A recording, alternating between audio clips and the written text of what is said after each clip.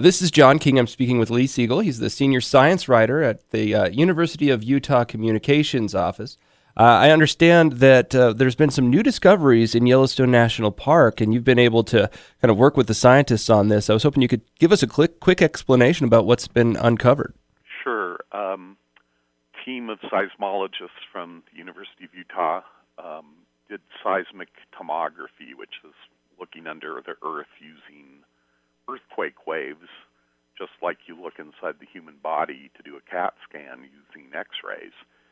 And using this method, which has improved over the years, we've known for quite a while there's a magma chamber immediately under the Yellowstone caldera, which is a huge ancient volcano that's erupted 3 times, major eruptions in the last 2 million years, 3 times.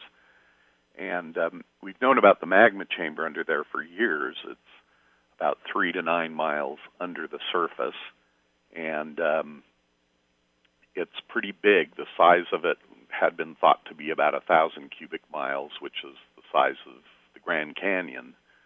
And last year, some of the same researchers published a study showing it was actually 2.5 times bigger. And the new study, which is published today in the journal Science, shows that under the previously known magma chamber, there is even a bigger reservoir of magma that is about 4.5 times bigger, and it would fill the Grand Canyon about 11 times. Wow. Now, I want to say one thing. There's lots of websites out there that love running scare stories about Yellowstone and making everyone think it's going to blow any day. That's not the case. What's happening here is scientists using improved technology are seeing more of the plumbing system that supplies Yellowstone. Matter of fact, this study is basically the first complete look at it from the top of the hot spot plume, which is coming from deep within Earth's mantle, maybe even Earth's core, we're not sure, to this new magma reservoir above it, and finally to the magma chamber that's produced the 3 big eruptions at Yellowstone in the last 2 million years. So you're saying no giant eruption imminent? No. Seeing how much bigger and the magma supply is for Yellowstone just means we're seeing more of it. It doesn't mean it's grown bigger or is closer to erupting. But it's huge. It's one of the biggest, if not the biggest, volcano on Earth. A major eruption would be catastrophic's too mild a word. The last 3 eruptions covered much of North America with ash, inches deep, as far away as, well, beyond the Midwest toward the east. So it would be a complete cataclysm if it ever happened.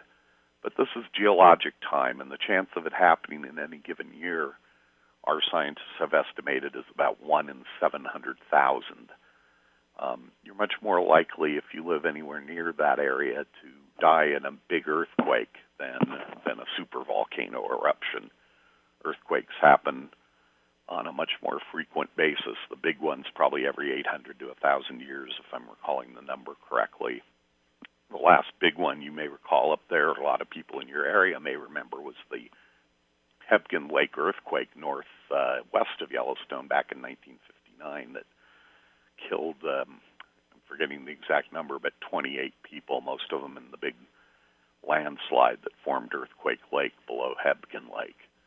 Now, is your team or the University of Utah team continuing to study this Yellowstone volcanic system, and what are they diving into now? The University of Utah is one of the 3 principals in the Yellowstone Volcano Observatory, along with the U.S. Geological Survey and Yellowstone National Park.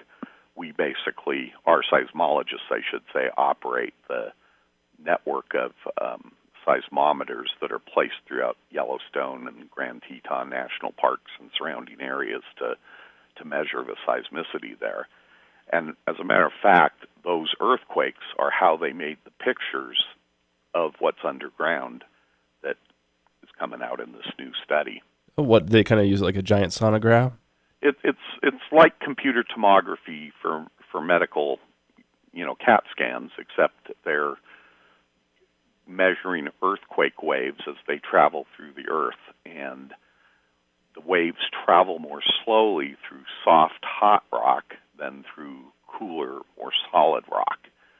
So that's why they're able to image these huge chambers of partly molten rock beneath Yellowstone.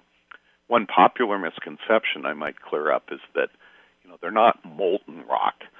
At depths and pressures like we're talking about, but even rock that would be molten at the surface is more plastic-like at that depth. And the way these magma, the shallower magma chamber and deeper magma reservoir have been described to me by the scientists is they're like a sponge with bits of liquid in between. And hang on, I got to stop that. Oh, that's okay. They're like bits of they're like sponges with openings that contain the actual molten rock.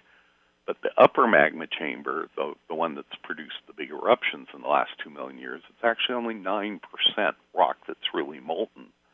And this new magma reservoir is only 2% molten, according to the researchers. Oh, wow. So it's not like they're huge pools of molten rock. They're partly molten and very hot rock.